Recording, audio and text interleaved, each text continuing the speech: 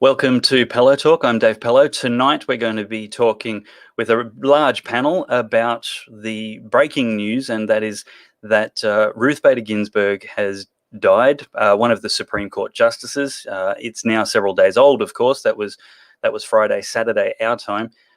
And that has major ramifications for not only United States politics, but what happens in America really does cause ripples and waves around the world. We'll also be talking about an election happening just days sooner with a very similar sensitive topic, and that is abortion. It's now become a major election issue in both America and Queensland. Oh, it's not enough to do nothing. It's time for us to do something.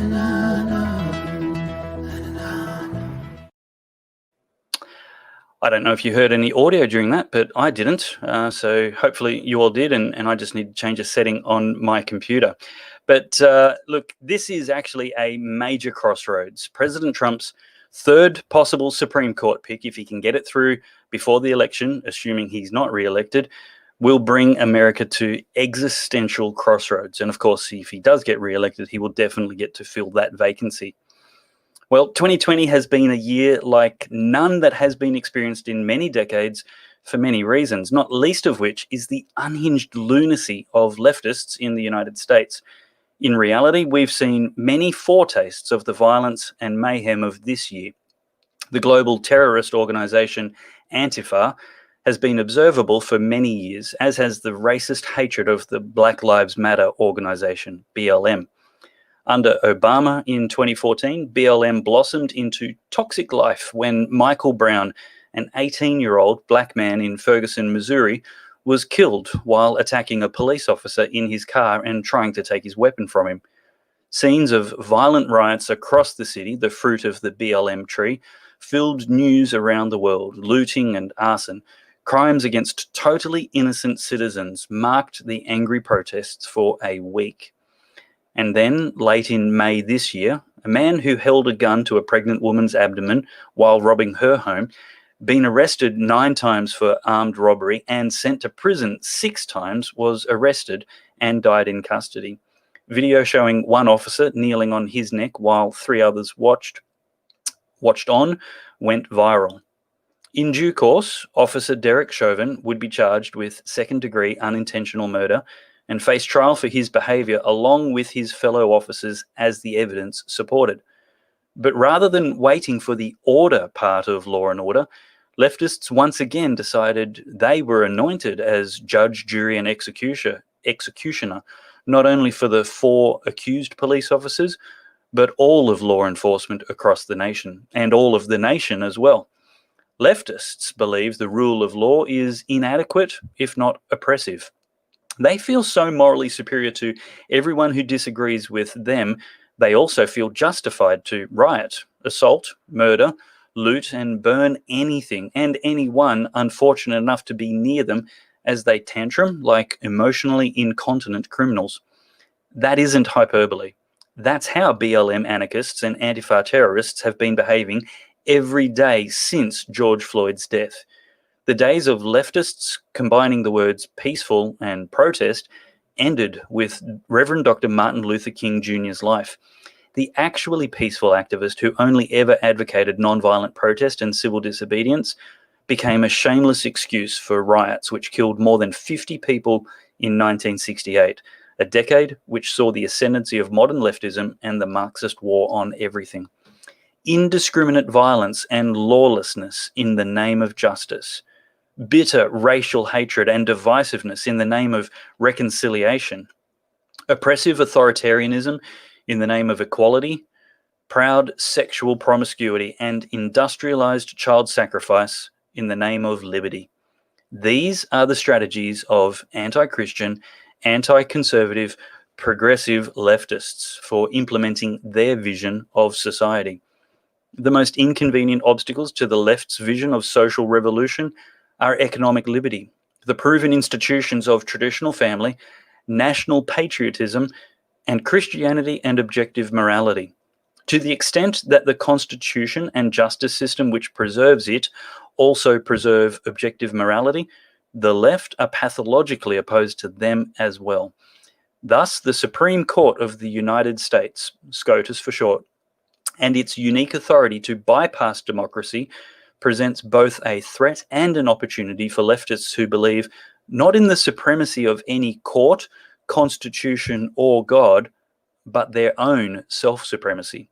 Most Western legal systems have mutated from a philosophy of originalism to a philosophy of pragmatism, where judges indulge in decisions which they subjectively feel serve the greater good. It's a case of preferred political outcomes instead of legally correct decisions. Rather than serving as expositors of the law, leftists want SCOTUS to be a kind of super legislature. But constitutions aren't meant to fluidly change with the times, and certainly not via judicial activism. They didn't need to win the political arguments for abortion on demand or the undefinition of marriage. They simply bypassed the republic and democracy with their Supreme Court majority of judicial activists. The leftist agenda can be served by Supreme Court justices such as Ruth Bader Ginsburg, who absurdly imagined the 19th century writers of the 14th Amendment meant to protect the right to homosexual marriage. The left politically weaponized the judiciary, but conservatives merely want it returned to its designed purpose as a limiter of the federal government and interpreter of the Constitution. That's why it mattered that anyone other than Hillary Clinton made the next SCOTUS appointments.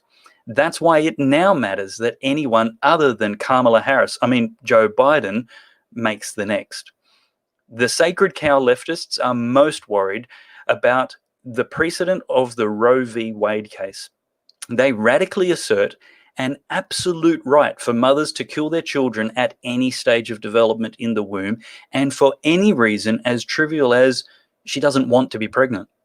However, even the 1973 Supreme Court, which made that bad law based on willfully ignorant science, disagreed with Roe's assertion of an absolute right to terminate pregnancy. The court attempted to balance the state's interests in the health of pregnant women and in the potential life of fetuses, preborn living humans. It's inescapably true that Roe v. Wade is bad law. However unlikely it is that it will be explicitly overturned anytime soon, even if Trump gets a third SCOTUS justice confirmed. That is small comfort to rabid feminists who hold their asserted right to taxpayer-funded child sacrifice as a sacred tenet of their pagan religion. Cast your mind back to the confirmation hearings for Brett Kavanaugh. Shameless character assassination, coincidentally convenient rape accusations, and all-out violent protests now mark the confirmation hearings of Republican presidents' nominees. It's become par for the course. Now add to the fact that Trump derangement syndrome reached 10 on the Richter scale the night Hillary Clinton lost in 2016, leaving them nowhere to go but ballistic ever since then, and the sustained, unhinged insanity of 2020, and no matter who Trump chooses this week, all hell will break loose again. Let's have a look at this. Holy you guys! I'm driving your car, but I just got a notification that Ruth Bader Ginsburg died! Could this year get any worse? Ruth! Can you guys hear that okay? Make it to 2021! What a crazy, crazy lady. That's just absolutely insane. She's going off her head, screaming hysterically because she's not going to have Ruth Bader Ginsburg on the Supreme Court. That's how much leftists care about their ability to control the Supreme Court. A meme was circulated last year and has been revived this week saying, "I was raped by whoever Trump nominates to replace Justice Ginsburg." We'll have another look at that. I was raped by whoever Trump picks to replace Ginsburg on the Supreme Court. And another one along the same lines. This mocks hysterical leftists who will stop at nothing to prevent the nomination of someone who doesn't serve their preferred political outcomes. America is at an existential crossroads again. The safety of the Constitution, and with it the lives and liberty of, without exaggeration, millions of Americans, depends on the strategic composition of the Supreme Court. A Republican administration will generally appoint constitutional originalists or textualists who are principally opposed to judicial activism. A Democrat administration will invariably throw everything, including the kitchen sink, into making sure the composition of SCOTUS is heavily tilted in their favor. The 2016 Democrat candidate, Hillary Clinton, told a Democrat audience she had a bunch of litmus tests for nominees, and continued by naming precedents she would want her person to overturn and policies they should protect. That's what Democrats expect their guy to do, and that's why they expect no more integrity from Republican nominees. Democrat and Rhino objections, Rhino Republicans in name only, to Trump nominating and the Senate confirming a replacement for the late Ruth Bader Ginsburg before the election are irrelevant and unconstitutional. The Senate has every constitutional right to rush or delay confirmation hearings.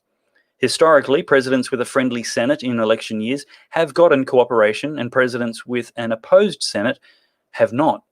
Obama's final nomination was not confirmed because he didn't enjoy a supportive Senate.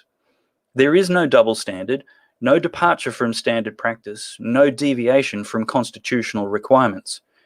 The frontrunner currently is Amy Coney Barrett.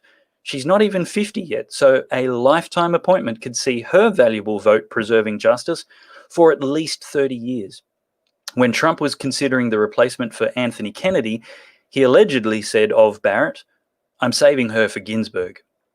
Given that Catholic Barrett is as staunchly pro-life as feminist Ginsburg was pro-abortion, you can guarantee leftists will stop at nothing to prevent her confirmation. Expect rioting and anarchy everywhere. Conveniently timed rape allegations will be harder to sell, so expect the character assassination to be Christophobic criticism of her Catholic faith. Huffington Post ran a story headlined, "Apocalypse Now." I'll show you a little picture of that. Apocalypse Now, with a picture of a coat hanger, which is meant to be a suggestion that without the right to kill their children in clinics, women will simply DIY. Leftists have already ramped up their rhetoric with calls for revolution, court packing, and to burn Congress down. Chairman of the Senate Judiciary Committee, Lindsey Graham, said the Republican majority Senate will confirm the president's nomination before the election, which is their constitutional right. Democrat demagogue Alexandria Ocasio-Cortez argued on Twitter that Ruth Bader Ginsburg should be granted her dying wish to not be replaced until a new president is installed. 2024 seems like a long time to have a vacant SCOTUS seat, so it's fortunate that justices don't own their seats and can't bequeath them in their wills or control them beyond the grave. That would be unconstitutional. It's the role of the president to nominate and the Senate to advise and confirm or reject.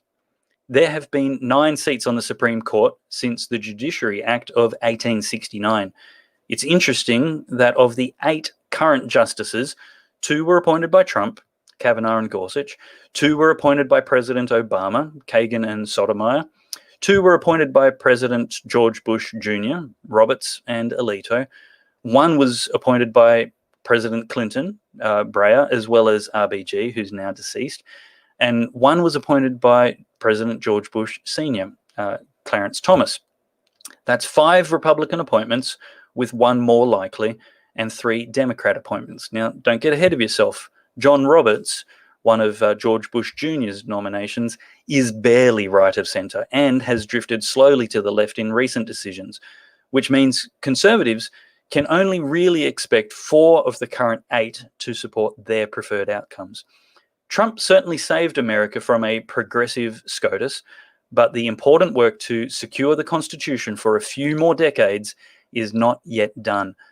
It is imperative President Trump, Republicans, and right-thinking voters let nothing stop them from conserving the integrity and independence of the powerful Supreme Court of the United States with an originalist, non-activist justice at every available opportunity.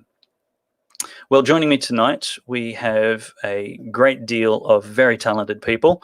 And the first I want to welcome to Palo Talk, episode 26, I think we're in, is Senator Malcolm Roberts from One Nation Party. Welcome, Malcolm. It's great to have you back on again. Thank you very much, Dave, and it's good to be here. We also have Good Source fellow commentator and LNP member or national federal member for the seat of, it's just escaped me right now, remind me, Dawson, thank you, up around Mackay and Townsville in North Queensland, MP George Christensen. Welcome, George. Thank you. And one of my favourite Australian political writers, commentators and thinkers, Stephen Chavura, Dr. Stephen Chavura. We always have to have the doctor on. Yeah. I would want it if I had it. Welcome, Stephen. It's great to be here and it's good to see you all. We've got you. Oh, we've got a delay on your audio. That was about 3 seconds behind your lips moving, which is very clever. And another doctor recently minted is Dr. Debbie Garratt. Welcome, Debbie. Hi, Dave. Thank you. Good to be back. The Malcolm Turnbull's NBN that we had to have hasn't quite reached your neck of the woods in Sydney, Stephen, or have you just opted out? No, actually, it just missed us by a couple of blocks. Oh, you're not going to get it? No, it doesn't look like it. Oh, wow. Okay. Well, I guess you're waiting for a better offer. George, is this the beginning of the end, or is it just going to be more of the same rights that we've seen, and America will survive, Trump will get his nomination and win a landslide victory on November 4?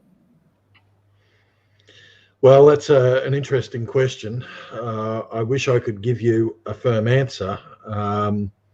And the fact that I'm actually answering it is somewhat scary. I'm not one of those people that would say that, America's going to fall and, America's on the wane.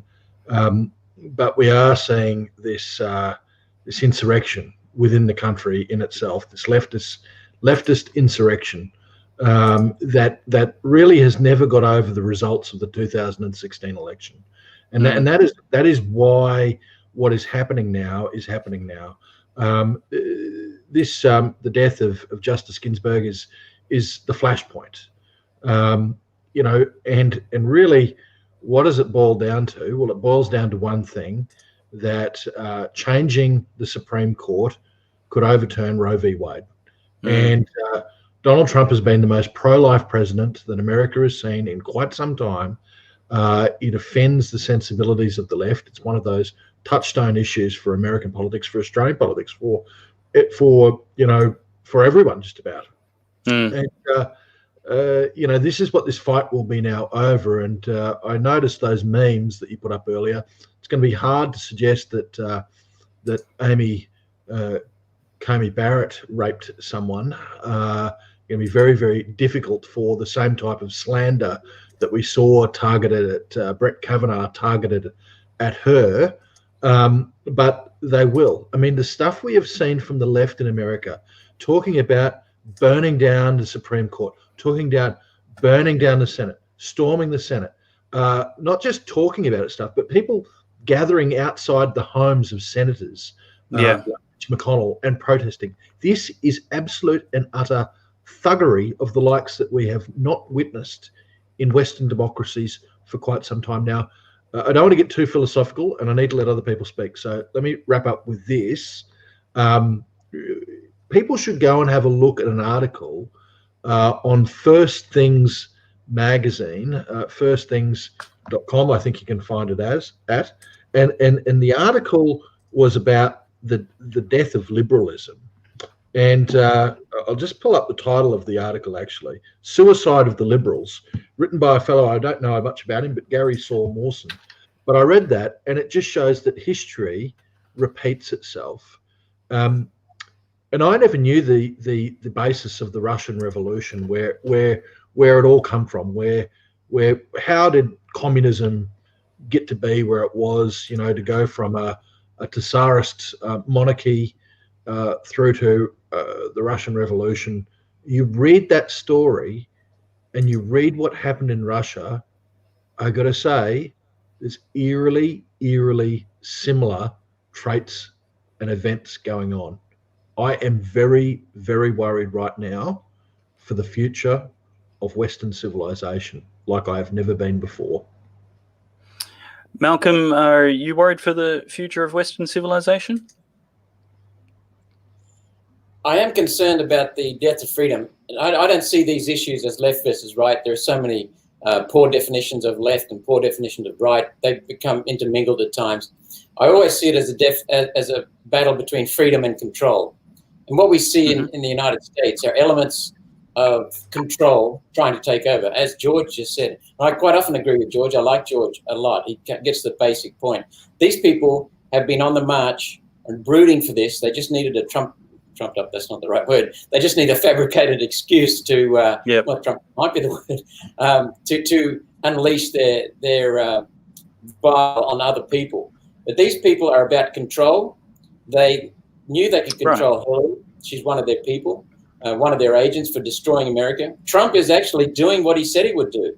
And Trump is standing up and rebuilding America. And he's done a marvelous job economically, socially, morally. We know he's portrayed as someone who tells lies and so on, but quite often that's the press.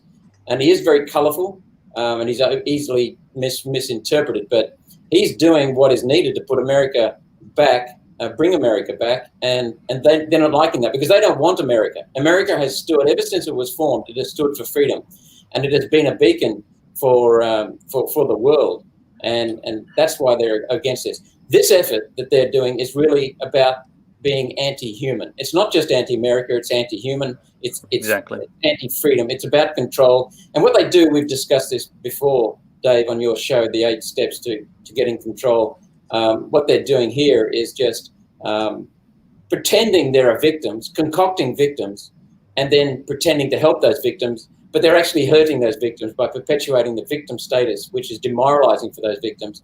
And then it's creating perpetrators or people who should be feeling guilty for the victims and they're not. So it's just based on fabrication of lies, the same as Roe versus Wade. Is not based on science and so much of our society. And the real death, George, I see, is the death of science, of reason, and the death of logic, and the death of data. Quite often, George knows this, federal parliaments, state parliaments are pushing laws through that are not based on data at all, not based on scientific evidence. They're based on ideologies and misrepresentations of the science. They invoke science, but it's not science. And that's so we're just pushing the ideology. George knows that. And we need to get governance based on reason. Feelings over facts prevails the day. That's well said, George. Yeah, we've actually seen that in American politics recently with Joe Biden basically making his campaign line something along the lines of, I believe in science. And it's like we all do, Joe. We just disagree with your interpretation of some of the evidence that you have cherry-picked. So we all believe in science. It's not a campaign policy. It's a motherhood statement. Stephen, what's your read of the possible directions, paths that Trump's Supreme Court nomination can go? Yeah, well, I mean, it's hard to tell exactly what's going to happen. There's no doubt that he's going to put the name of Barrett through.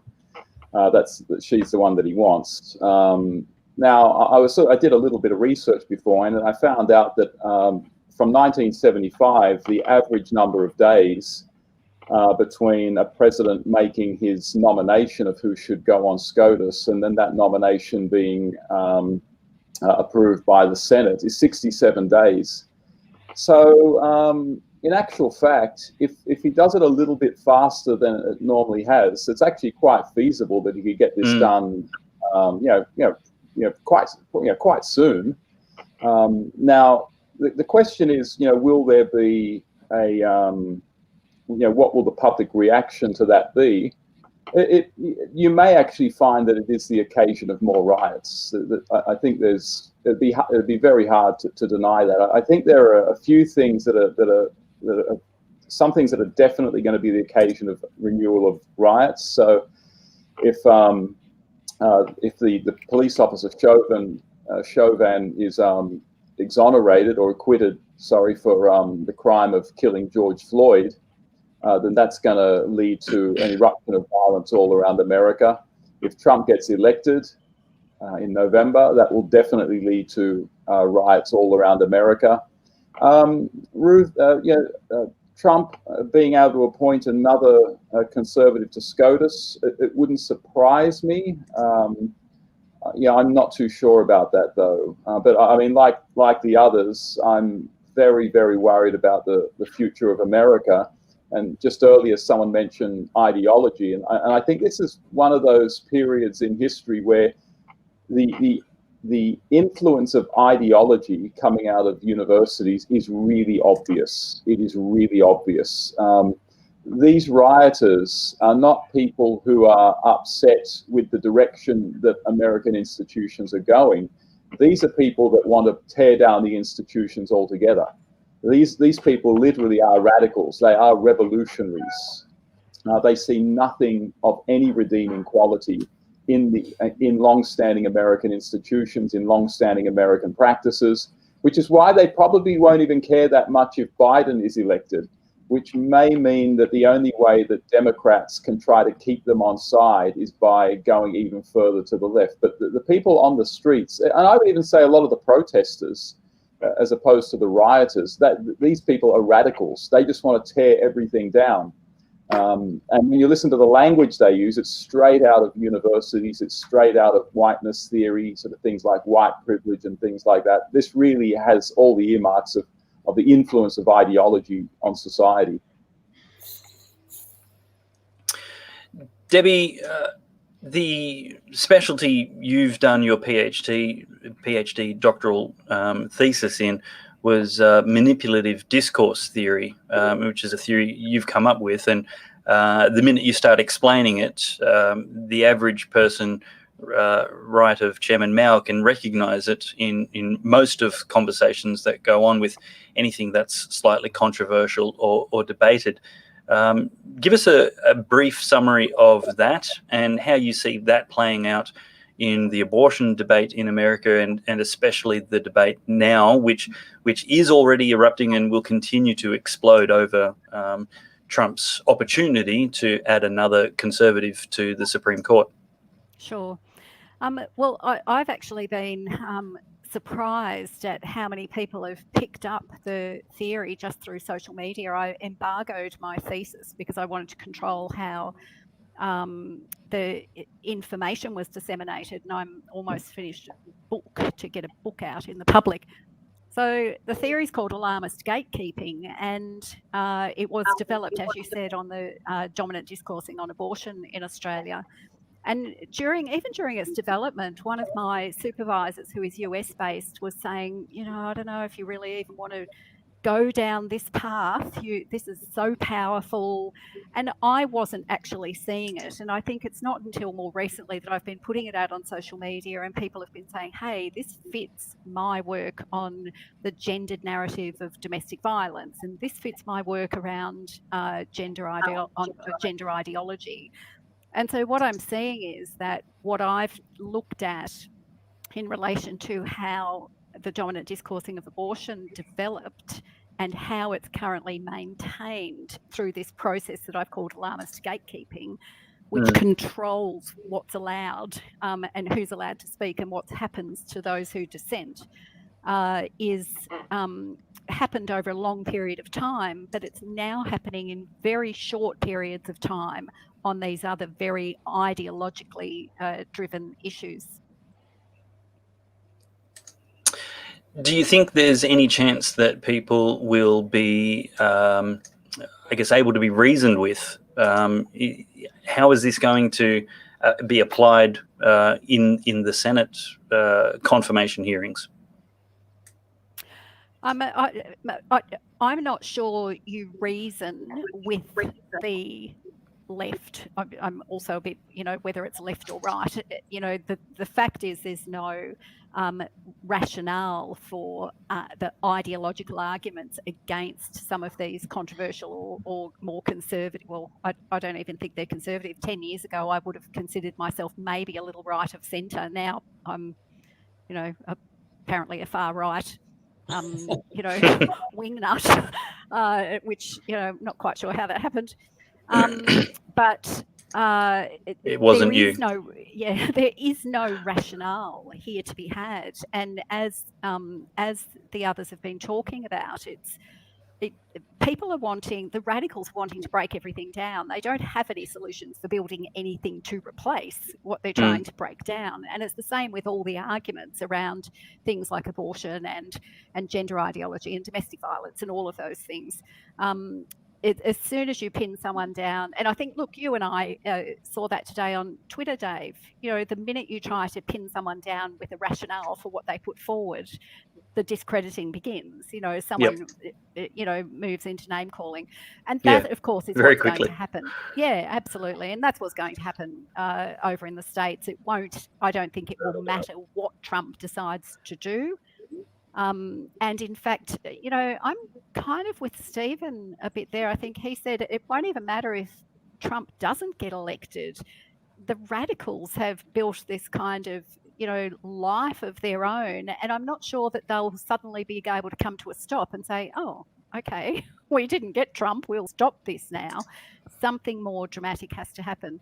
And I think that has to happen with the middle majority, because the middle majority are not the radicals. They simply don't see the power in the numbers that they have, and that's something we need to work on. Yeah. Can I jump in with a question, please, of Debbie? Yes.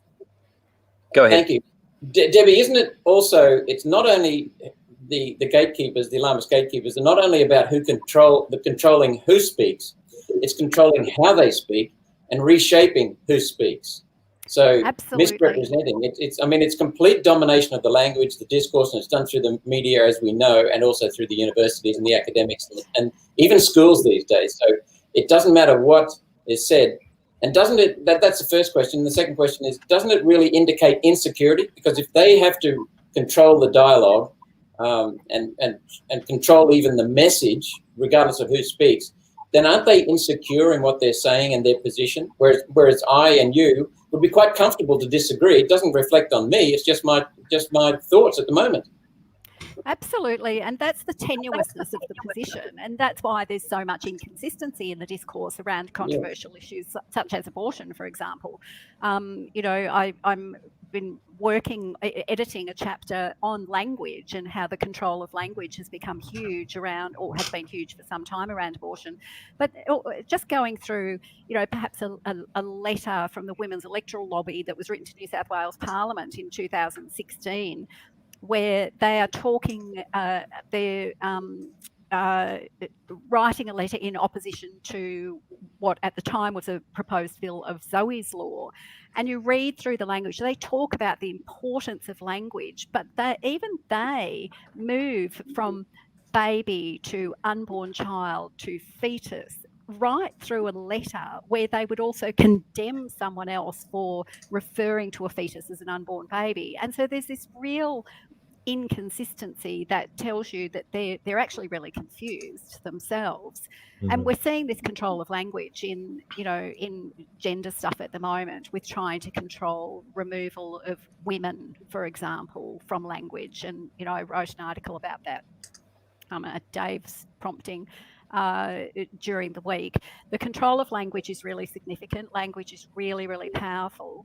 I think the disturbing thing to me is how legislation is being changed based on so much disinformation and manipulation of the truth, and manipulation to politicians that they're actually representing the majority when they're not. And that's one of the key things I think that I found in relation to the development of this theory around abortion, is how we need to start unpacking how was abortion decriminalised based on the fact that women needed more access to abortion, when in fact the majority of women were saying they didn't even realise abortion was in a criminal code and no one's ever had problem getting access, and decriminalising it has not improved that, but state after state after state have perpetuated the same kind of basis for changing these laws. So yeah, we need to start unpacking some of that, which is what I've been doing, to redress some of those things that have been based on lies, basically. Absolutely. Go ahead, George. Unpack some of the philosophy for us as well. Well, look, what I was going to say is that that whole theory that I just heard, absolutely and utterly rings true. Very much looking forward to that book that you're talking about, that you're going to release then. I think it'll be most enlightening. And we do see it going on with this issue of the Supreme Court pick, because I just go back to it. It is not look, let's just say that the tables were turned. Of course, people would be saying, well, the Democrat president should wait until after the election from the Republican side. Of course, Republicans would be making that argument. Of course, Republicans in the Senate would probably be, voting no against their pick. But what you wouldn't have would be just the outrage, the incessant. It's just craziness. Actually, it is most disturbing what we're seeing, and not just the talk, but the actions, the riots, the proposed riots. It will happen. It will happen without a doubt. And so that is what is very much a different scenario here to if this was playing out in reverse. And I think the statements that have been made are right. That I think it's going to play well into Trump's hands. I think that if there's riots that start breaking out, well, you've just added another voter every riot that you have, another probably 1,000 voters every riot that you have to the Trump camp, and that's probably understating it. But even if there is a change, it's not going to matter a fig. I go back to that article that I talked about. It's just you have to read it. It's most enlightening. There was a particular party that was a minority liberal party, as in a minority democratic socialist party, within the Russian legislature at the time. I can't recall what the party was called off the top of my head, but I think it was the Cadets, actually. Anyway, any help from our historian, Stephen? Yeah, they were demanding. No, yeah. All yours, George. You're on your own. So I'm pretty sure it was the Cadets. Anyway, they were demanding basically the reforms that the protesters out in the street and the rioters were pushing for. And at the end of the day, the government said, look, we'll give you everything. We'll give you everything that you want. We'll legislate the whole program. And they still didn't care. It was like, no, we've got to maintain this rage against the system. So, after all of the bourgeoisie, all of the ruling class basically swallowed the bitter pill, they had flipped. They'd gone completely over to the side of the leftists, and the rhetoric that they were espousing. They were controlling what they were saying, controlling what other people were saying. They made all the changes, and the left just swept into power. The revolution happened, and you know what? All of those useful idiots to get where they were still killed. They were expelled because they weren't purists. They were just useful idiots to get to where the Marxists wanted. Just having a look through the comments here. I think we've put all the good ones up. There's a few private conversations going on. There's a bit of an old pearler here. I don't know if he's being sarcastic or not. Hard to tell. Supreme Court picks. Yeah. Hopefully it is women's business. So be it. Only Cody Barrett's business. Look, I actually want to wrap this topic up. We can come back to it in overtime, but I want to move on to Queensland politics. Is there anything else from anybody in the panel? Do you want to jump in before we move on a little bit? I just want to give that space. Hands up. Is there any chance at all, Dave, of getting people's comments on why don't we take a more proactive stance on this? Because people on the freedom side of politics, which is everyone on your show tonight, are quite comfortable with having someone disagree with us, correct? Yeah. We don't have to control what someone else thinks just because they happen to disagree, have a different view. So why don't we start portraying that reality? That's what drives the control side of politics. They're not assertive. They're not self-confident. They're actually very lacking confidence. They're very insecure because I'm not defined by what Debbie thinks of me or what George thinks of me. I'm defined by other things entirely. And so why should I care? So what's your idea? How do we practically do what you're suggesting? Why don't we go on the front foot and just call out their insecurity rather than just sitting back and people can when we say something like people can go, oh, of course, it's so obvious, but it's not obvious until it's called out. So I'm just thinking we should do more to be proactive, get on the front foot with these people because they're destroying our society. Yeah, there was, I think Debbie alluded to one of the people that was replying to the Twitter thread announcing tonight's show, who was, she was, I can't remember what she said, but she ended up saying something about, thanks for mansplaining. And I'm like, sorry, I thought we were having a discussion, but hey, why don't you do some femsplaining? And you can try and put together a coherent apologetic for abortion, and I'll listen. All you have to do is be logical, factual, evidence-based, sincere, and civil. If you can manage that, you'd be the first. This is what Debbie's talking about. I mean, the whole standard of debate, it's been driven by Twitter, has just degenerated into ad hominem attacks. We all fall victim to it time to time. Twitter's a symptom of it, and there's probably a feedback loop there as well. But as we can see, it's on the street. Retort is mansplaining. I mean, it means absolutely nothing. Well, what it is what Malcolm's talking about. It's the manifestation of the insecurity of these people. I think I told her that she was manifesting a egocentric, narcissistic need to be right, or frustrated by an inability to admit she was wrong. Just to encounter new information, and perfectly reasonable thing to say. It's like, it's simply the throwaway demeaning term that the feminists use when men aren't saying what they want them to say. It's just it's offensive to me. Offensive. I don't know. Even the word offensive has just become ridiculous, hasn't it? Yes. But it speaks of the fact that the person has nothing sensible to say. Right. They've run out of rationale. The minute I get and I've learned to manage social media really, really effectively. I get one insulting or one discrediting, one demeaning thing, I may give one further explanation of what I'm saying or a thank you, and then I politely exit. And on Twitter, I don't never block anyone. I mute people.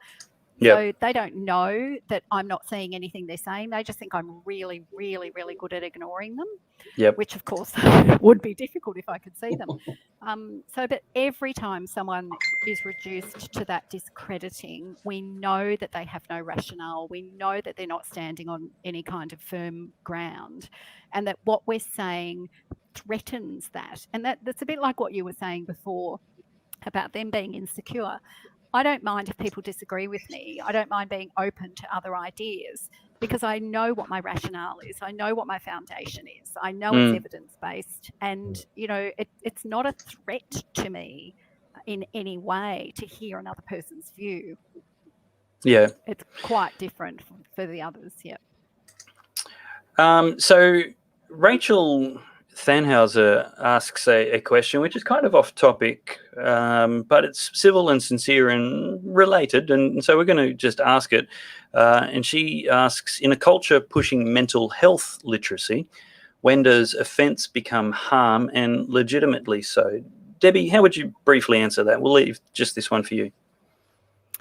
I think this whole notion of offence is actually, the whole notion of offence is causing mental health harm at the moment. The idea that we can be offended by people's words or offended by someone else's opinion is contributing to mental health harm.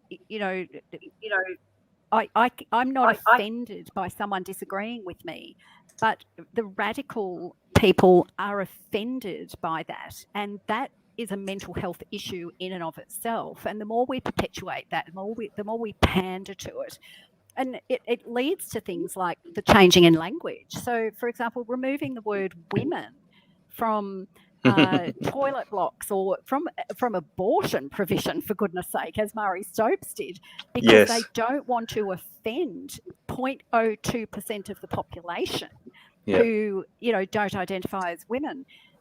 That creates mental health harm. And it's pandering to someone who already has a mental health problem in that regard. So this whole notion of offence, we're not allowing people to develop any kind of resilience, really.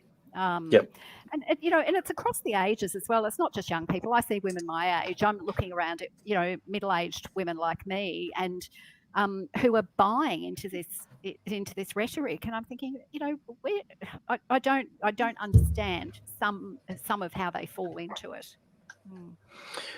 Perfect. Well, I want to just invite everyone to go to goodsource.news every day for daily videos and podcasts by Australia's leading conservative commentators, such as Debbie Garratt. There's an article there from her you'll be able to have a look at. There we go. There it is.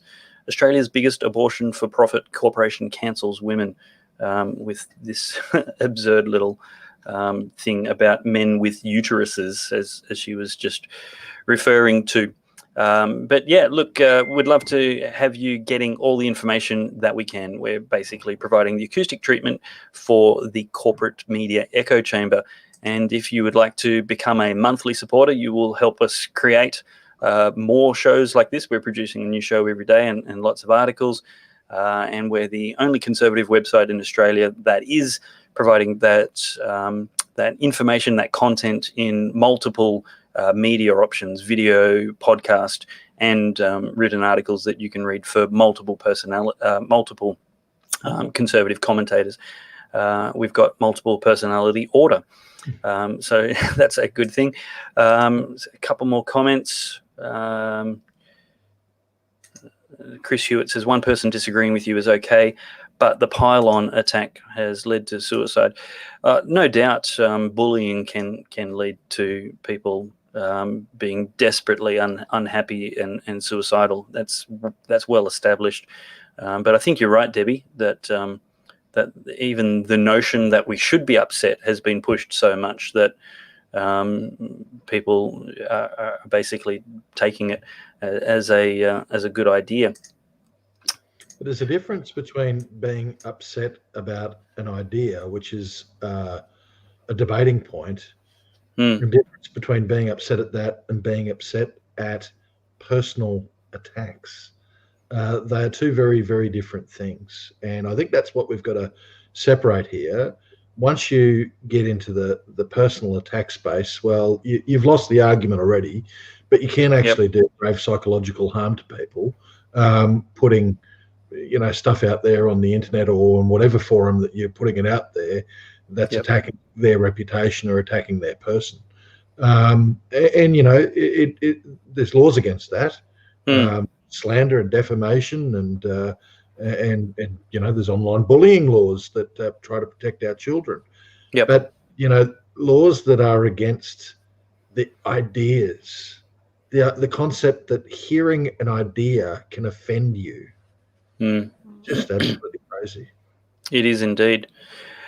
Well, I want to move on to the topic of abortion in Queensland. The Queensland election is coming up. I think we've got 2 Queensland guests on so far. Senator Malcolm Roberts is Senator for Queensland, and George, your electorate's obviously in Queensland. You knew that. I was just saying it for everybody else's benefit. Sometimes I think we're a bit further away than that, but anyway. Yeah, Sydney may be closer to me than Townsville, but anyway. I spoke with Dr. Christian Rowan MP. He's the member for Mulgal earlier today, and just asked him, because One Nation have a fantastic right to life policy, and so does the Katter Party. And just like it's going to be a very important election issue in America, it needs to be and will be a very important election issue in Queensland. And I firmly believe that in this generation, we will make pro-abortion candidates as rare as pro-slavery candidates. But let's have a look at what Christian Rowan has to say about the LNP's policy on the right to life.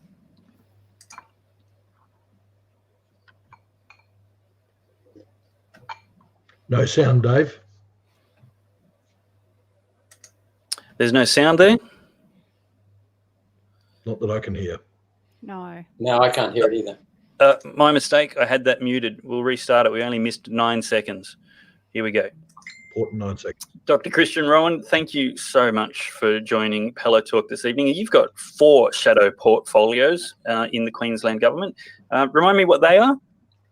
Well, thanks for having me, Dave. So I'm Shadow Minister for Communities, Disability Services and Seniors, and also Shadow Minister for Aboriginal and Torres Strait Islander Partnerships and Shadow Minister for the Arts. Brilliant. Does that keep you busy? Absolutely. So between being the state member for Mogul and having those four shadow portfolio areas and having 4 children and all of those things, wow. It's pretty busy. Yeah. So it's a busy time, and obviously with the state election only being 39 days away, it's a busy time, an even busier time. It is, yeah. And we've just been talking about the United States election, which is only a few more days away. That both very important elections for Queenslanders, at least, to watch. American politics certainly has an impact on much of the West. Now, one of the huge topics that I certainly will be deciding my vote on is, and I encourage everybody else to make as one of their deal breaker issues, is the human rights and justice issue of abortion.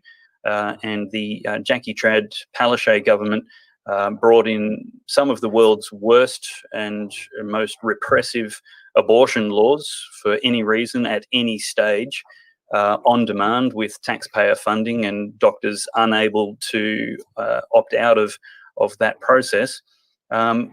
We've, in recent weeks on Palo Talk, had a talk with Pauline Hanson about her policy for One Nation in the Queensland election on the topic of life. And they've actually got a policy called Right to Life. And CATA, likewise, their party believes in recruiting candidates. And it's a lot easier to do, granted, with a much smaller party.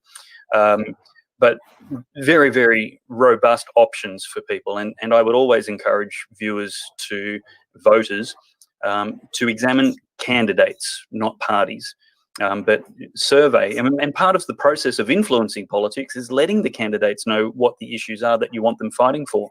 And they may fail or succeed to meet that bar, but it's actually influential to communicate what that bar is for you and let them pass that back on to the party.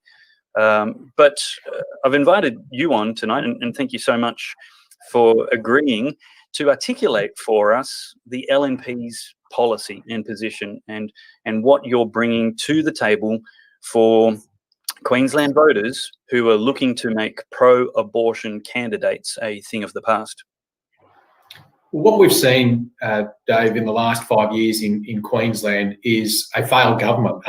The Palaszczuk State Labor government has failed Queensland economically and socially over the last 5 years. I mean, even before COVID-19 here in Queensland, debt was reaching $91.8 billion. We had unemployment well over 6%, with Queensland being the state with the highest level of unemployment, the most number of business bankruptcies, and also the lowest level of business confidence. And that's only got worse throughout the COVID pandemic. So the government in Queensland was woefully unprepared for the pandemic and the crisis that we've seen. And that's meant, consequences for families, for individuals, for their working life, and for their future prospects when it comes to securing their future. But as you've alluded to, the Labor government here in Queensland introduced some of the most draconian termination of pregnancy or abortion laws that we've seen. And these laws are and have been terrible. They're certainly not in the best interests of women's welfare. And that's why that the LNP has given a commitment to reviewing these laws. Now, whilst the LNP has said we won't recriminalise abortion again, but we are very concerned about the gestational limits that have been applied, the fact that there's not independent counselling and that there aren't protections for women, particularly around abortion coercion, and that women can be very vulnerable in some domestic violence situations.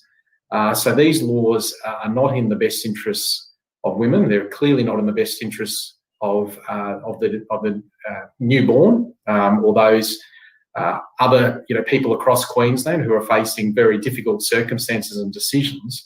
And the LNP has given a firm commitment that we will be reviewing those aspects of this most draconian and heinous legislation introduced by Labor and supported by the Greens. And here in Queensland, we need to have a mature government, government that provides economic leadership, but also social leadership and has good evidence-based policy, which is in the interests of all Queenslanders, and that's certainly what the Liberal National Party will do. So leading up to this election on the 31st of October, which is only 39 days away, this is the most important election in a generation. It's very important that people understand that elections matter. Who you elect, who you put into the parliament matters, because at the end of the day, those people then decide the legislation and the policy framework. And that's why I'm running for re-election again, to ensure that we get a good government here in Queensland. And I believe the Liberal National Party can deliver for Queensland both economically and socially. The most important election in a generation is actually a consistent theme nowadays. It was said at the last election, when we knew the Trad Palaszczuk government was going to introduce heinous abortion laws, pro-abortion laws. It was the same the election before, but it's no less true.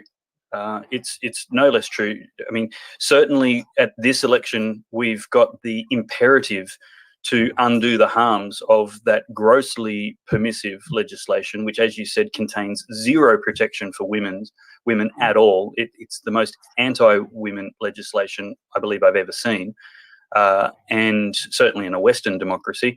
But at the same time, it's also a foregone conclusion, an absolute certainty, that if re-elected, the Queensland Labor government intends fully to liberalise euthanasia laws as well, no longer valuing life, it seems, at any stage.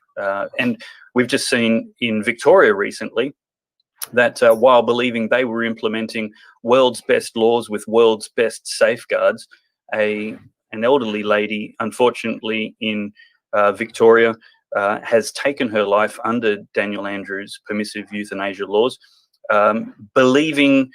fearing for the pain she might cause. She wasn't even in pain. She did have cancer, and she was in a nursing home. She was very depressed and sick of being locked down, but it wasn't even actual pain that she was in, which, apparently this is called a safeguard.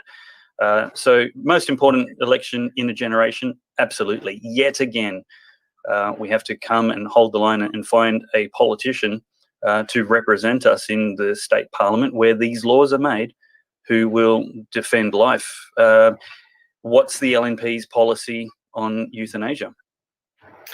Well, the Liberal National Party at the last convention of the Liberal National Party's policy position was to not support voluntary assisted dying. That was, confirmed at the convention once again on that side. And the Liberal National Party believes that we need a greater investment in palliative care services, evidence-based palliative care services, and that's where the conversation really needs to be. 100% ensuring that people get access and availability to good palliative care, multidisciplinary services with medical and nursing, social workers, and that regardless of where people live in Queensland, that they get access. So whether they're in remote, rural, regional or urban Queensland, they've got good quality access to those services. And that's where there's been a paucity of funding by the current government here in Queensland over the last 5 years. They haven't had a clear strategy to invest in palliative care.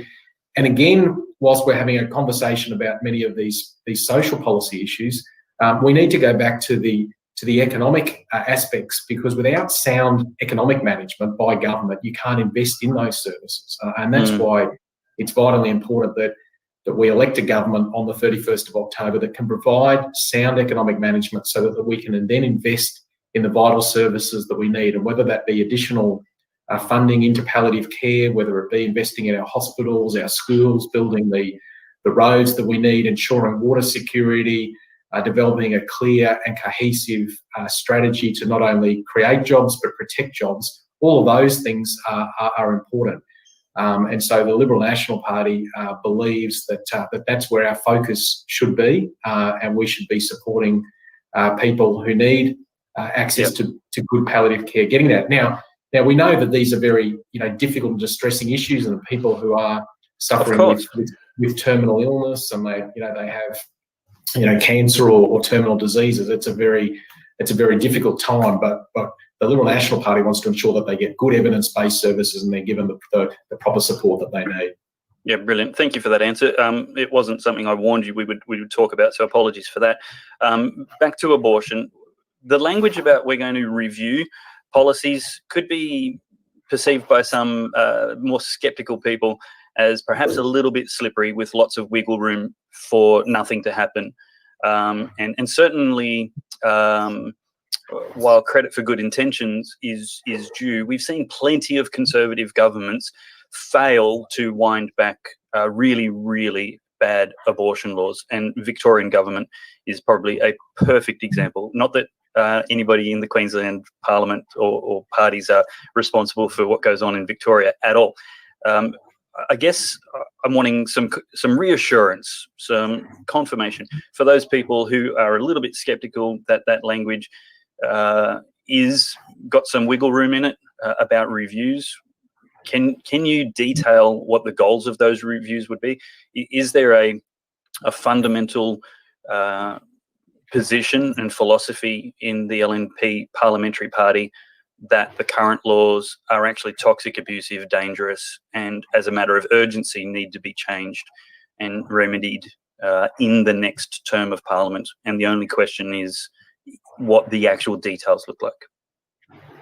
So, Dave, I would say it's an ironclad guarantee. I think there is wide acceptance and understanding, most importantly, that these laws that Labor has introduced are draconian. They're certainly not in the best interests or welfare of women, and that there are many fundamental flawed aspects when it comes to gestational limits, the risk of not having independent counselling, the fact that people can be coerced into having a termination and there are not protections against domestic violence. So I think that there's a broad acceptance and understanding of the risks that these draconian laws pose to women in Queensland.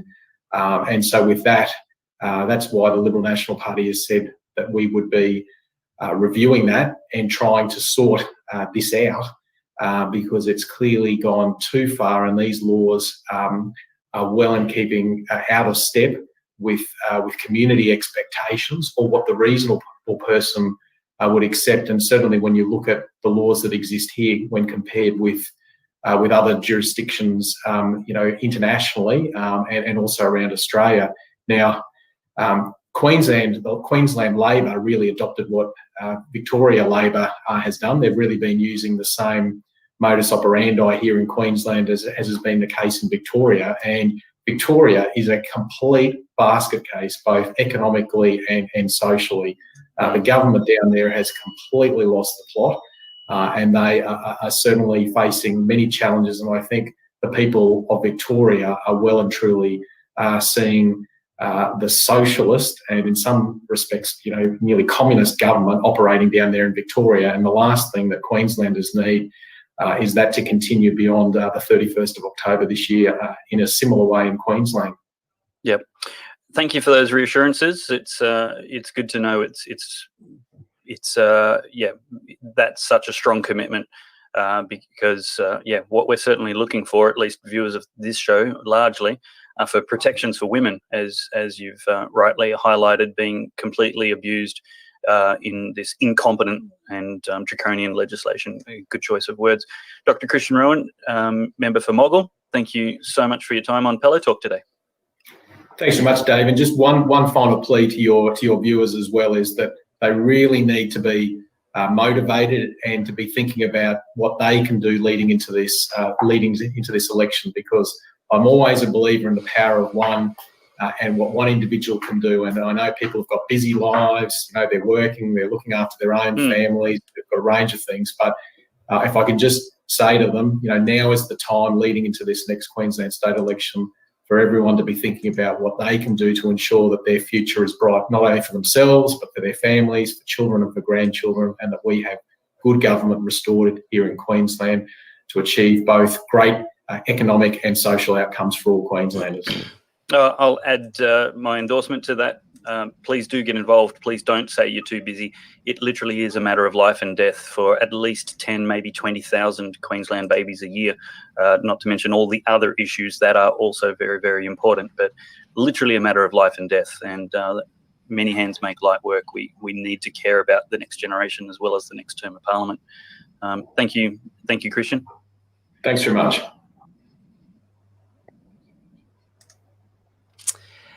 Well, joining me now is being added to the panel is Julie Robinson.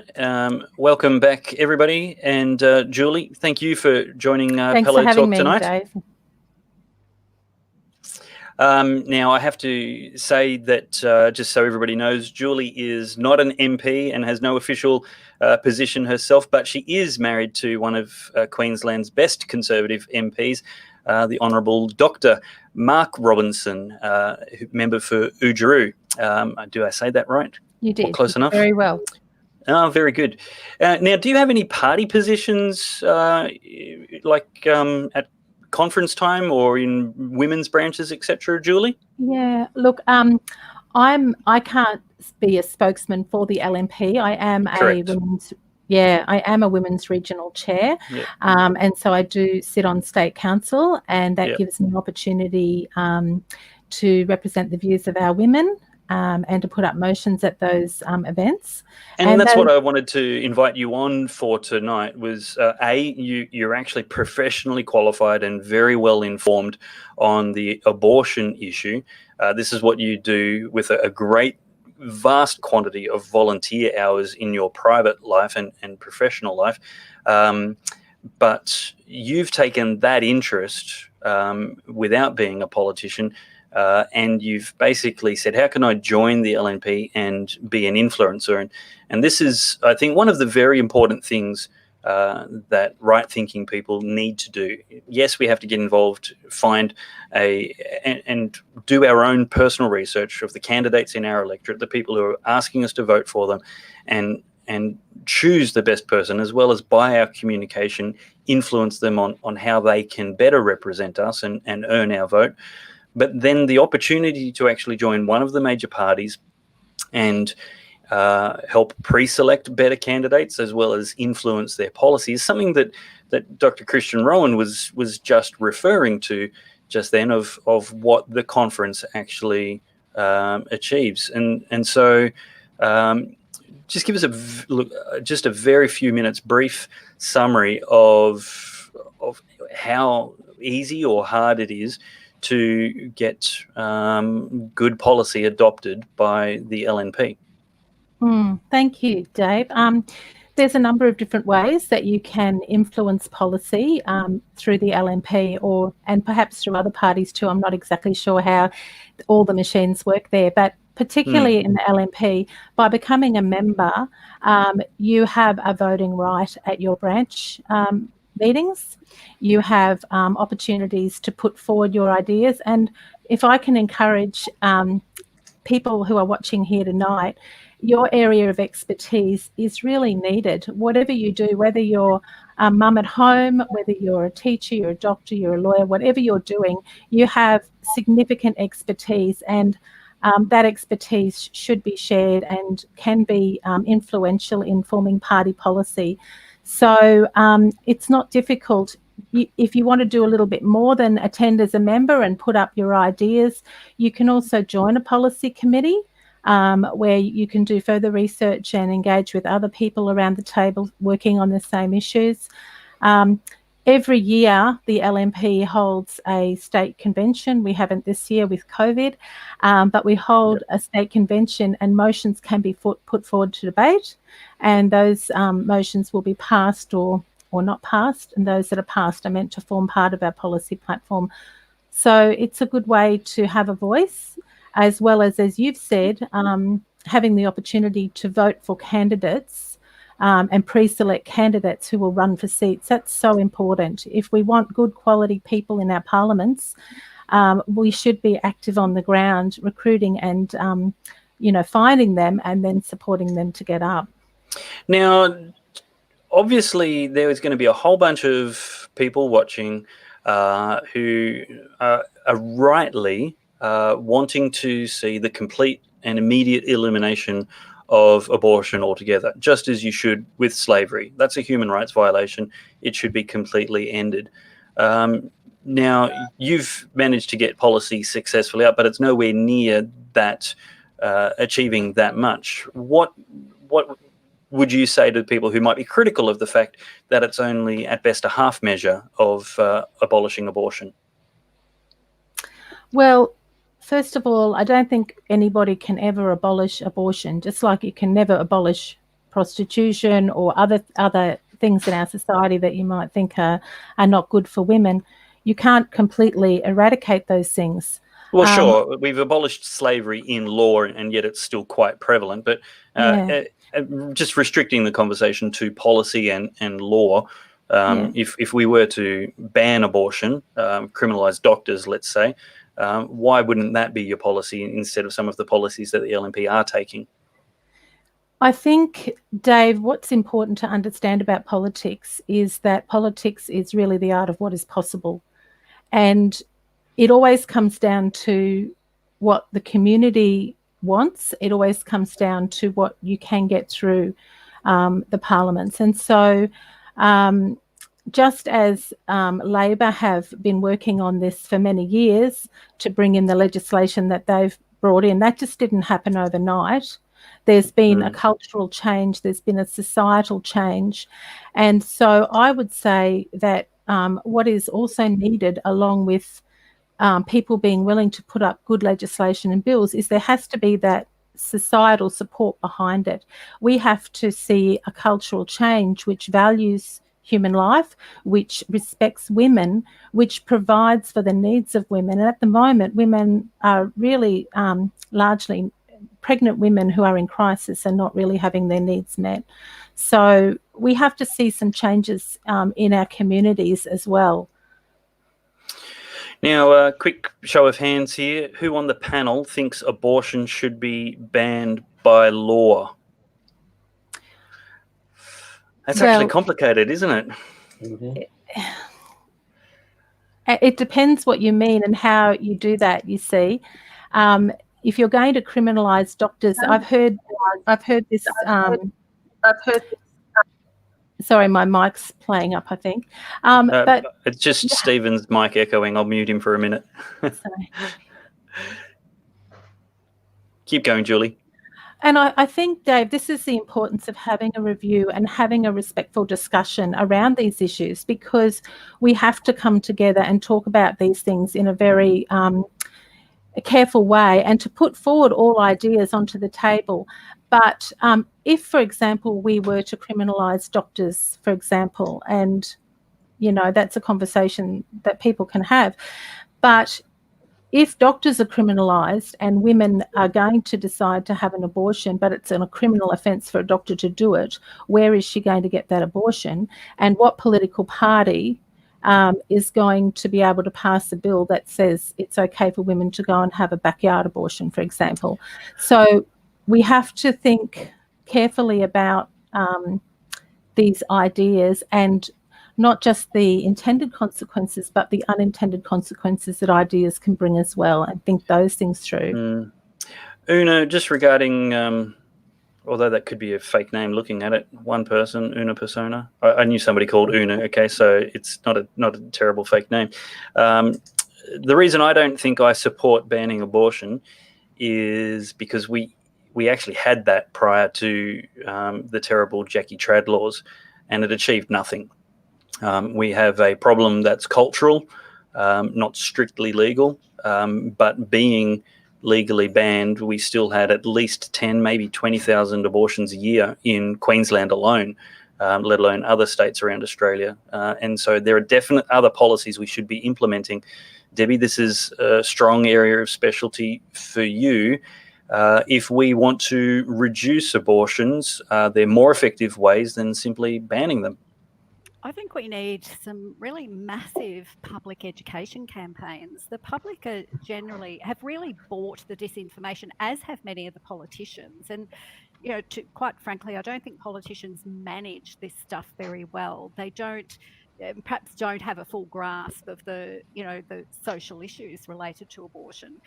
But the majority of the general public, when I speak to the public, still they believe the alarmist discourse. They believe that without abortion, women are dying, that late-term abortion only occurs in the setting of a woman being about to die or her baby's going to die.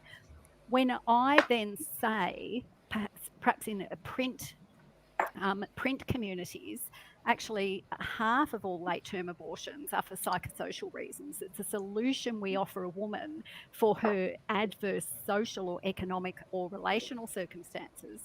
And it is a greater physical risk to her to have a termination at 24 weeks than to have a live delivery.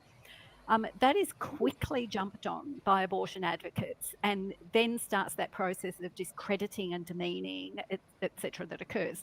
And so what happens is there's this psychological process that happens inside people. I'm writing this chapter of my book at the moment.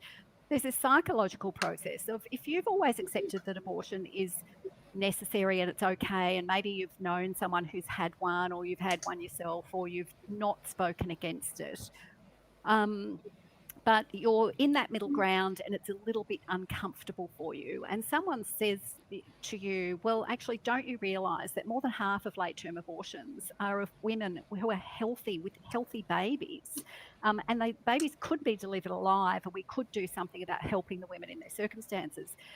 That's quite horrifying to the majority of those people. They go, oh no, that can't be the case. And it creates a sense of extreme discomfort, and people will fall back on what they prefer to believe is true that will ease their discomfort.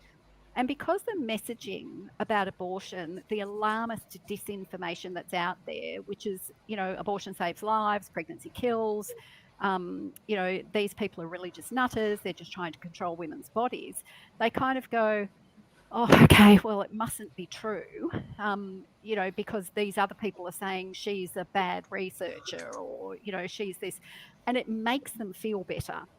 So they fall back on that. And so we're not getting the messages out very well. It's like developing an argument that, women need abortion if they're involved in domestic violence relationships. Well, I would argue because they don't want to be tied to the men. I would argue let's do something about the men if, in fact, you've got a DV situation where a man is a perpetrator, as opposed to saying to a woman, this is the solution we're going to offer you to keep you safe from the man beating you up. We're going to offer you the option of having an abortion.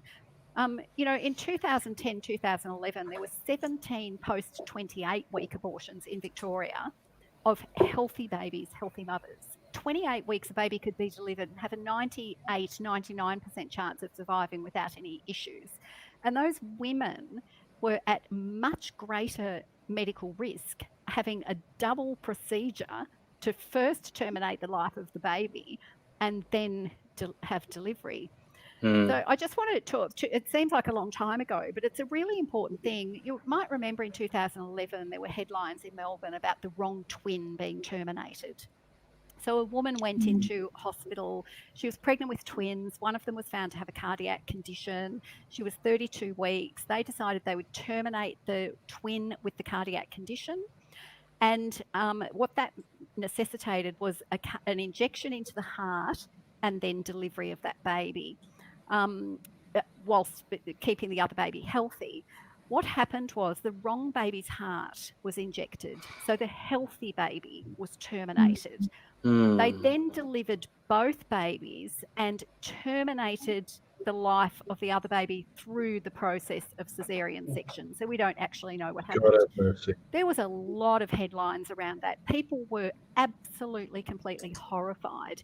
But I also noticed some headlines changed. So, you know, healthy baby accidentally killed turned into bungled procedure ends life of fetus. So the language kind of changed. But what people didn't understand was that was only one healthy baby that year of 170 babies that year whose lives were terminated in Victoria alone for a social reason. So we can see that people are horrified when they hear what actually happens in one context, but they don't want to hear how often it happens.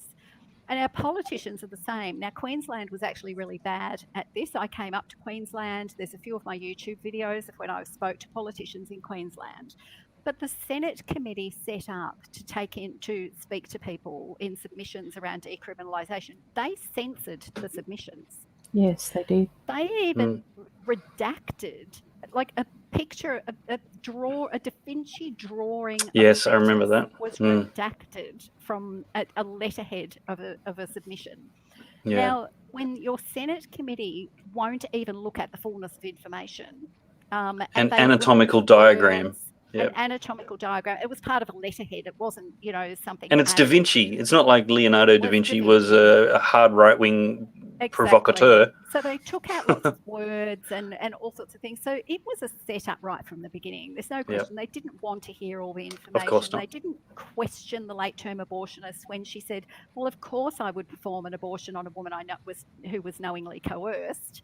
I waited for the response from one of those Senate committee to even say, well, what do you mean? Can you tell me more about that? Nobody said anything. No. You know, it just kind of slipped through.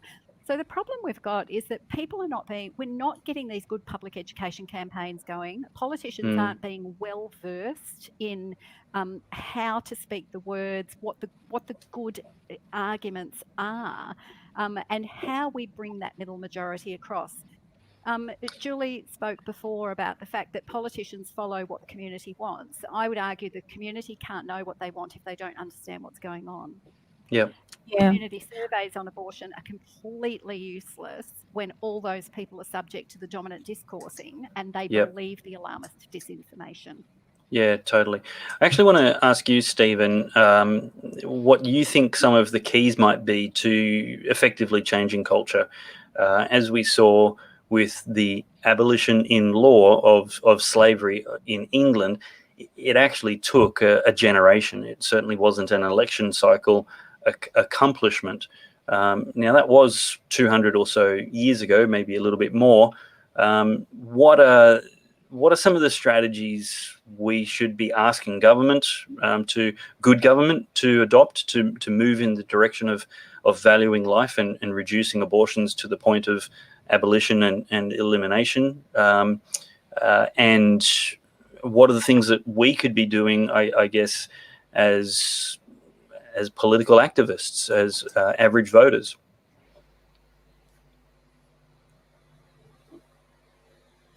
Sorry, I had you just muted. Start again, sorry. Yeah, that's fine. I think the key is really to go to the people on this particular issue, which is also what the anti-slavers did. Of course, it was fought in Parliament, but there was a massive campaign to change the minds of the people, and they did it through just very, very creative rhetoric, using pictures, sort of how would you feel in this situation. One of the great tools that we have is technology itself. You know, I don't think we should underestimate the degree to which the ultrasound has probably changed people's views, and as technology improves in terms of how much we can see in the womb and how clear that image is, and I think actually over time more minds will change. Another thing is what I suspect we'll probably see. This is going to sound very strange, but I think you'll actually see an uptake in people doing 3D prints of their unborn babies. I think that will actually become something that's very popular And I think that will have an effect on people, that people will actually see that this is not merely a clump of cells. And the other thing is that it also all depends on how you frame the issue. And so you can, you got to tap into sort of the mindset of up and coming generations. I mean, I wouldn't even try to change the minds of people born, before 1980, or I don't think there's any point. The younger generations, you can sort of suggest to them that, abortion is in many instances an act of selfishness. It's an act of violence against an innocent person. If you can sort of hook on to a concern about violence against living creatures that exists today, a sort of anti-selfishness ethic that's particularly leveled against baby boomers among younger people today. If you can sort of hook it onto those kinds of emerging ways of thinking morally, then you could have actually quite a lot of success. And of course, there are several studies indicating that that millennials will, on average, actually have more conservative views on abortion than older generations. And so I think there has been something of a shift that's taken place. But I think central to all of it may actually be technology.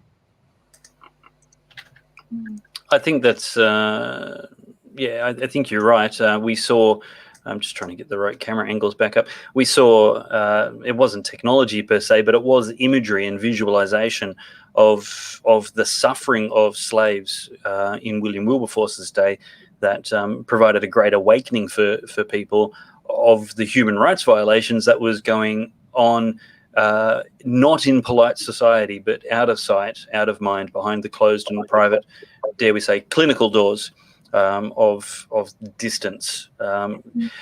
Malcolm, I want to just ask you about, I guess, the Office of Scientific Integrity, an idea which wants to bring back some intellectual honesty to the politicization of science, where people might claim that science says something which coincidentally agrees with their political philosophies. How might an Office of Scientific, first of all, what is that? Tell us a little bit more about that. And how might that empower an informed discussion in the public who are subsequently polled on contentious issues like abortion? Well, there are several ways. The most fundamental thing is to have scrutiny of the actual science that is proposed, or that is supposed to be underpinning a policy.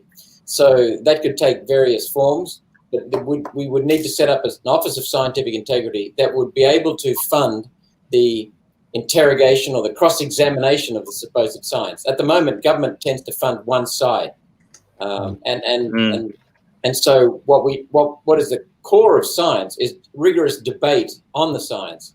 And what we need to do is to fund the blue team, so to speak. So if the red team is there pushing the government's view, then we need to fund the opposites to make sure they have a good, rigorous debate. Other ways of doing it simply is to take on an idea from I think it's the Department of the Environmental Protection Agency in America, or the Department of Energy, I can't remember which one, but they're suggesting that any policy that is supposedly based on science must be put on a website and open to public scrutiny, a bit like a transparency portal for financial matters and expenses. And that would be very, very rigorous. At the moment, there is no science really put forward. Science is not just data. Science is data in a framework, a logical framework that proves cause and effect. And I defy anyone to prove the science on, or even show me where the science is on so many of our science.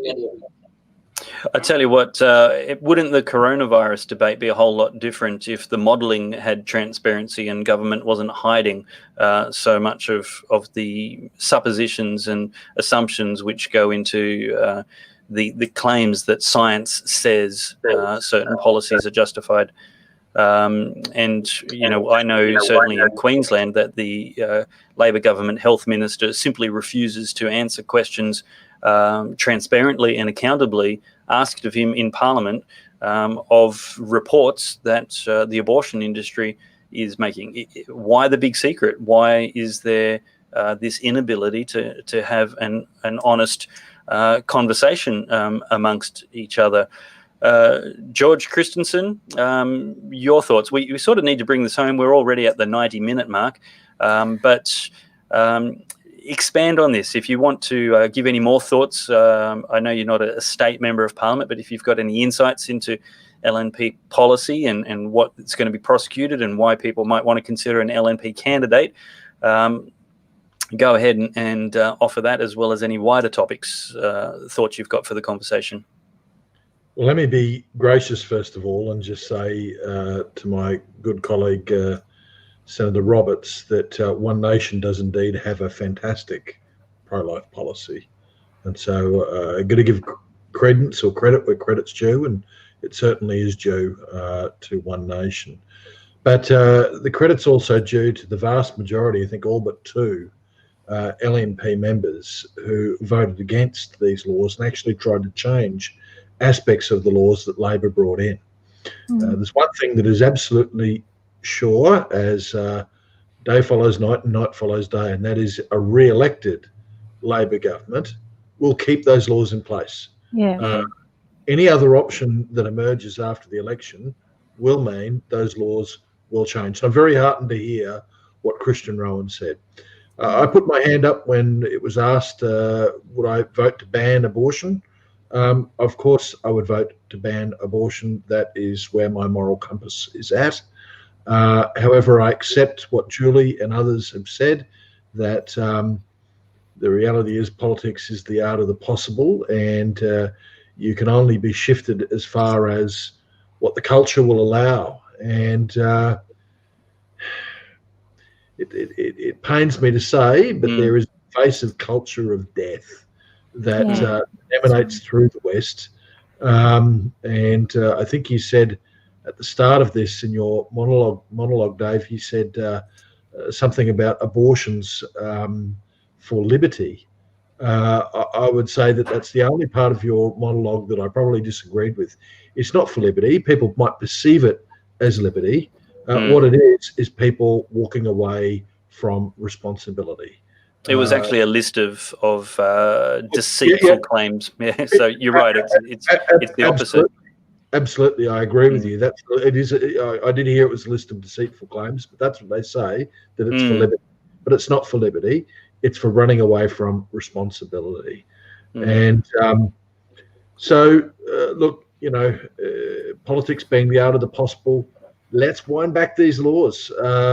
There's elements of what One Nation have put forward that I know LNP members have been advocating for, the vast majority of them, ensuring that the psychological assessments are completely independent of the abortionists, ensuring that it doesn't just have the ease of late-term abortion should just be a no, quite frankly. The concept that you can have abortions up until birth. Now, you're going to get me on my high horse here. One of the things that I'm really, really, really angry about is Labor and the left and all of those that they've seemingly conned, and there's a few in the media as well, I've got to say, that when you say that the laws of Queensland, the Labor laws have allowed abortion up until birth, they will tell you, no, that's not right. Yes, that's right. That is absolutely and utterly right.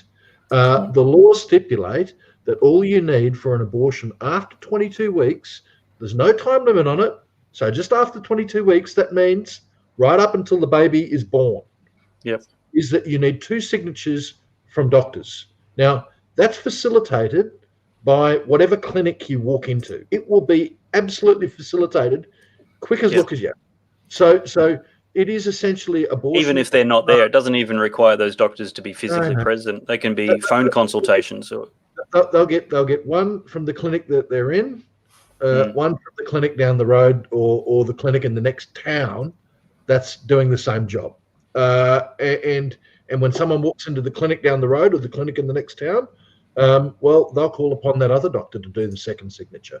So it's going to be very, very, very. It is a very, very easy process, and is almost like this denial of the truth that's going on.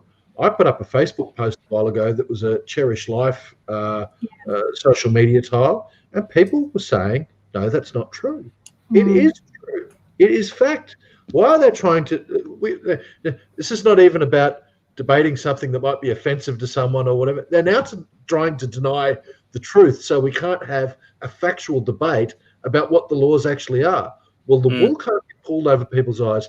We have abortion on demand in Queensland right up until birth. That has got to be changed, and I'm sure that the LNP will do it. And I'll tell you what, if they get in, and I think they will get in, I will be riding them up until the day that law is put in. And I'm sure that there'll be people like Christian Rowan and Mark Robinson and many others that will be doing it too inside the tent. Yeah.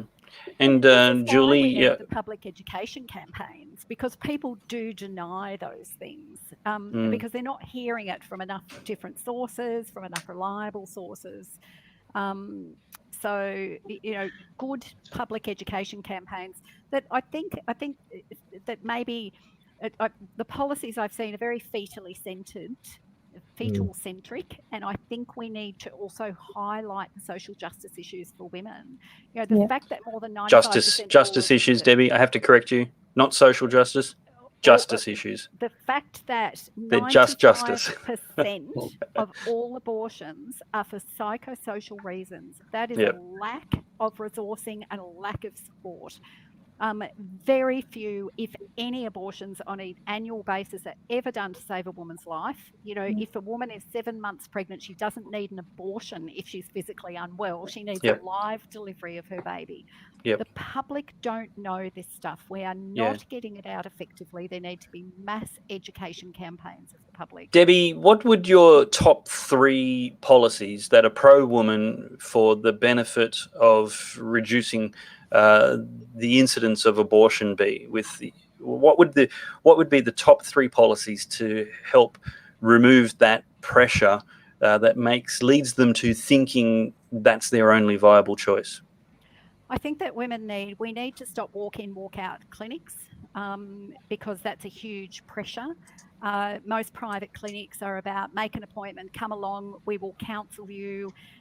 However, bring, you know, your cash and your Medicare card and a change of clothing, because if you decide to have your abortion, you'll have it while you're here anyway. I think we need waiting periods for women so that they have time to consider their decisions. We need women to know what their alternatives are, and we need to put things in place to ensure that there are actual genuine alternatives to meet the social needs of women. We must learn to identify coercion, and coercion is not just not just the real tangible that someone is forcing me, but we know that even women, you know, one of the tragic stories I've got in my book is of a woman who flagged with the abortion clinic that her boyfriend was forcing her to have an abortion. He made the appointment. She said, when I come in, will you please do something? She was failed every step of the way. Shame. So it's simply not happening. We need to take abortion out of the hands of abortion providers who have a vested interest in what's going on, and give it to people who are actually concerned about addressing the real issues for women. Can I just quickly jump in on the issue of public education? I can say, as a member of Parliament, and no doubt Malcolm will share my frustration here, it's very, very difficult. It's very, very difficult when there is so much fake news out there. I mean, I don't know how it serves the government of the day, right, to have people thinking that there is not abortion on demand up until birth in Queensland. And we obviously have a media landscape that's dominated by the left, so they don't want to get those truths out there either. So what you end up having is a politician that comes out and says something, other political actors coming out and saying the opposite, and then it turns into a he said, she said, and no one bothers to go looking for the facts. And that's where on other issues, I don't know that it applies to the abortion question, but one of the things that we've seen during the coronavirus debate is the death of the expert, I reckon, because there's experts that are giving all sorts of opinions, Really? all sorts of things, and they're often differing. They can't be right. We've seen, as far as I'm concerned, we've seen it with the climate change debate as well, and that's where Malcolm's what he was asked before about an Office of Science Quality Assurance is very much needed to actually interrogate claims that are made, particularly claims that are purported in scientific papers by so-called experts that are seeking to influence or to be used for public policy. Very important. Let's fly around the screen and wrap up. Final thoughts. George, we'll come back to you. Debbie, final thoughts. Anything, any topic, especially if we covered it in the last 100 minutes. Yeah, sure. I just think this is we perhaps have some good opportunity, particularly with a couple of, 2 or 3 political parties putting forward some policies around the right to life, some really good opportunities to both educate our politicians, educate the public. Let's do it really well and effectively this time, just to get the ball rolling and get the public more aware of what the issues are. Julie, final thoughts for you for anything we've covered tonight? Thanks, Dave. Just a couple. One, on the issue of education. One of the motions that the LNP women put forward for debate, and which was passed at State Council, was that children in primary school be taught about fetal development, even within a science class, so that they have an understanding that the human heart is beating by 3 or 4 weeks, that all the baby's organs are in place by 8 weeks from conception, that your fingerprints are starting to form by 12 weeks. I think that that kind of information is really, really important. And if children can be taught that, and if we can reach our school kids with that before any of them ever find themselves with an unplanned or a crisis pregnancy, that's at least providing them with information. We saw last year Emily's Voice put up on a bus in Sydney, the heart beats at 4 weeks, and a beautiful picture of a pregnant mummy's tummy with a heart shape on her tummy. And the minister, the transport minister, ordered it off the buses and said he was horrified. And and this just goes back to what Debbie was saying about this abortion discourse that is so dominant. And if you try to produce a fact that it's kind of just people can't cope with that. Another reason why they say you're lying when you say abortion is actually legal up until birth in Queensland for any reason, and there are no exceptions, but we do have to keep the pressure up. And my husband recently asked a question in the Parliament of the Health Minister and asked him for any exception within the abortion legislation. Was there any exception, gender or any reason that a baby would not be terminated at any stage of pregnancy?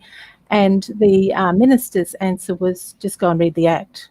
But he wouldn't, there's no, and you can't, because there's no exceptions, there's no protections, there's no safeguards in the Act.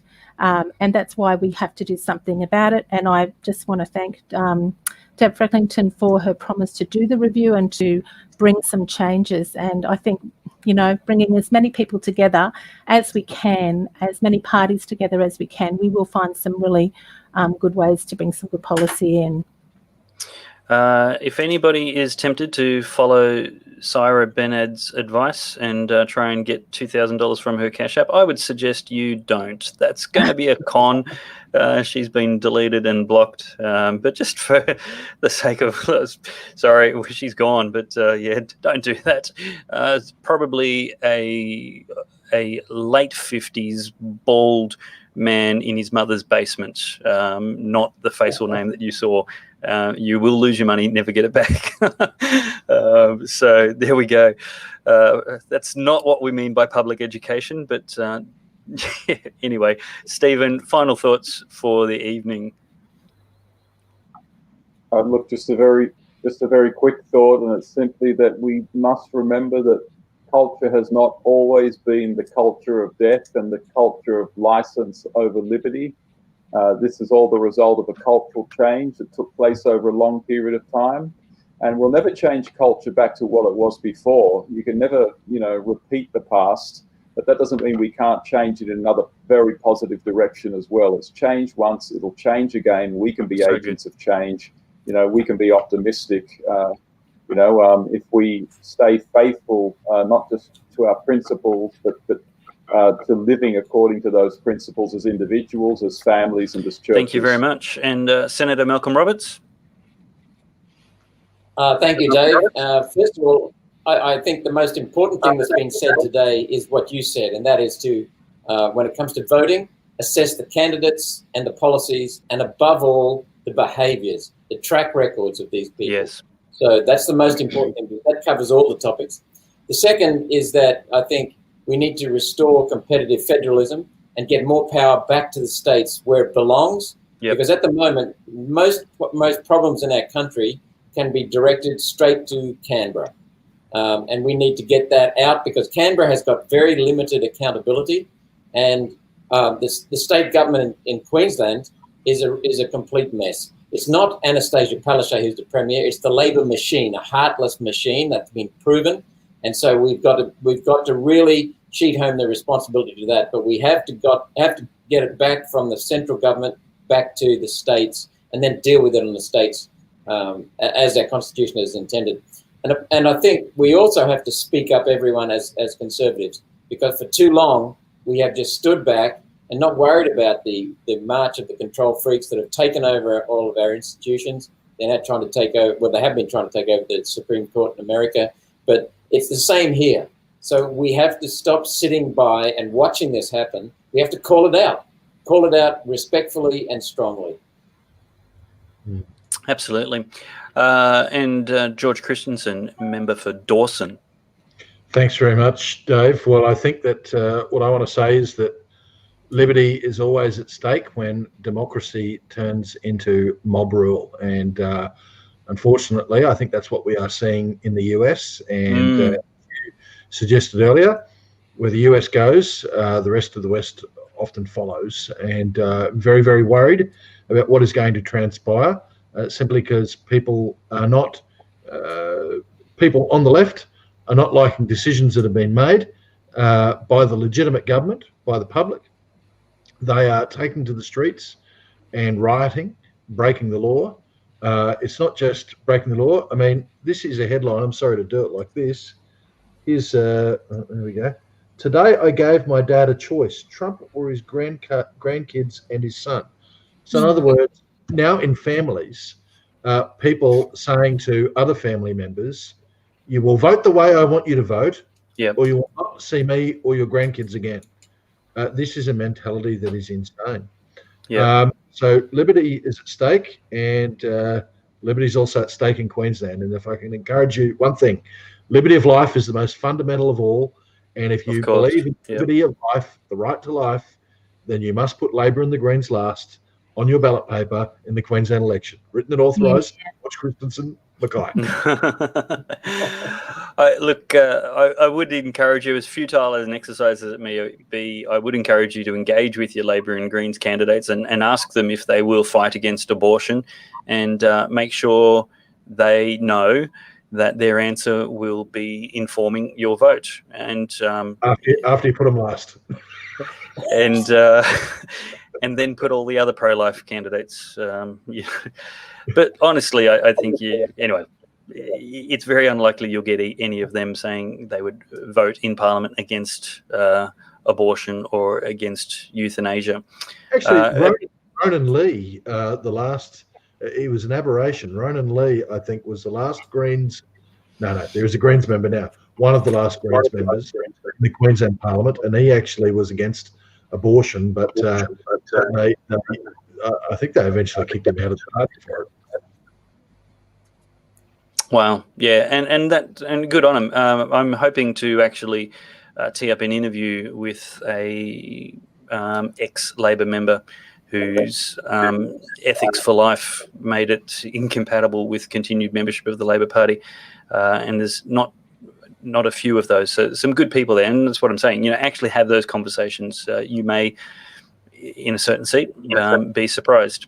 A big thank you to all the viewers for tonight. Thank you for your comments and questions. We've engaged with some, and those that really weren't anything related to the topic at all, we have glossed over and kept moving.